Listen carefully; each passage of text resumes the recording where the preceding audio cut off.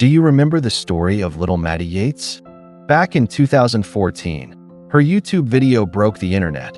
At just 16 years old, she uploaded a heartbreaking message saying goodbye to the world. And then, tragically, she took her own life. Millions watched, millions wept, and millions asked the same question: why? Why would a good God allow so much pain? Why would he allow someone so young to suffer like that? But this isn't just a viral news story. This is real life for so many of us. Whether it's losing a child, battling cancer, facing depression, or watching innocent people suffer in war, pain seems to be everywhere. And if God is love, if he's all-powerful, why doesn't he stop it? Therefore, today, let's have the conversation that many are too afraid to start. What does the Catholic Church really say about suffering? Is there any meaning in it? Or is it just pointless pain? Let's not sugarcoat it. Suffering is real, it's raw, it's ugly, and sometimes it feels like it's never going to end. Even Jesus didn't pretend otherwise. In the Garden of Gethsemane, right before his crucifixion, he said, "My soul is sorrowful even to death." He sweat blood. He wept. He cried out, my God, why have you forsaken me?"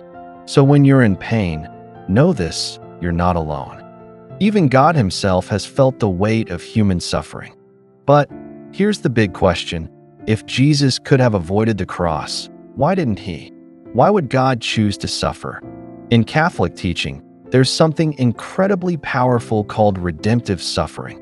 It doesn't mean we seek out pain. It doesn't mean we enjoy suffering. And it definitely doesn't mean God wants us to hurt. But it means this: when we unite our suffering to Christ's suffering, it gains spiritual meaning. Think about it like this. Pain without Christ is just pain, but pain with Christ becomes a path to something greater. That's why St. Paul could say, "I rejoice in my sufferings for the sake of his body," the church, Colossians 1 verse 24. Therefore, our suffering can have purpose, not because the pain itself is good, but because God can bring good even out of the worst things. Just like he brought resurrection out of the crucifixion. Now, I know what you're thinking. Okay, cool theology, but why doesn't God just fix it all? Why let kids die of cancer? Why allow wars? Why allow mental illness, heartbreak, betrayal? But here's something tough to hear. God gave us free will. And with that freedom came the possibility of sin, and with sin came suffering. God could have made us robots who never hurt each other, but then we couldn't really love. True love requires freedom, and freedom opens the door to both great good and deep pain. Therefore, God doesn't always eliminate suffering, but he enters into it. He doesn't stay distant. He became human. He wept, he bled, he died, so that our pain would never be meaningless again. Need proof? Look at the saints. St. John Paul II lived with Parkinson's disease and lost his entire family by age 21. St. Therese of Lisieux died at 24, coughing up blood, yet still whispered, "I want to spend my heaven doing good on earth." Maximilian Kolbe gave his life in a Nazi death camp to save another man. But they didn't become saints in spite of their suffering. They became saints through it. Their pain didn't destroy their faith, it deepened it. Therefore, maybe suffering isn't a sign that God has abandoned you. Maybe it's a way he's drawing you closer. So, what does the church teach about suffering? It teaches that suffering hurts. Yes, but it also teaches that suffering can heal, that it can transform, that it can make love more real.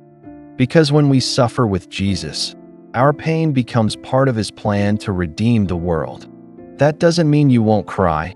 That doesn't mean it won't feel unfair. But you're never alone in it. Therefore, next time you feel broken, ask him, "Jesus, don't waste this pain. Use it, unite it to yours, and make something beautiful out of it." In the Catholic view, suffering isn't the end. It's part of a love story, and the cross always leads to resurrection. If this video spoke to you, Share it with someone who's struggling. Let's remind the world, pain isn't pointless. Comment below, what's your story with suffering?